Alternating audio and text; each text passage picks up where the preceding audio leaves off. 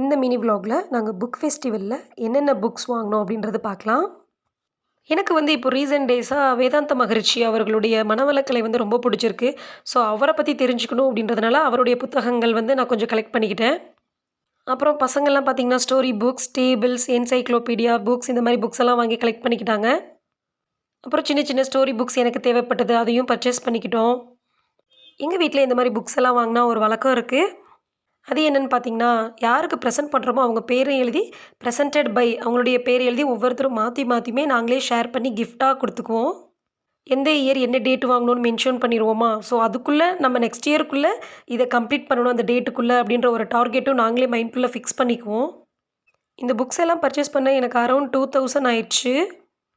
இந்த புக்ஸ் எல்லாத்துக்குமே ஸ்பான்சர் பார்த்தீங்கன்னா என்னுடைய பையன் என்னுடைய சேவிங்ஸ் மணிலேருந்து தான் நாங்கள் எல்லாமே பர்ச்சேஸ் பண்ணோம். நீங்கள் என்ன மாதிரி சேவிங்ஸ் மணியை யூஸ் பண்ணுவீங்க அப்படின்னு மறக்காமல் கமெண்ட் பண்ணுங்கள்.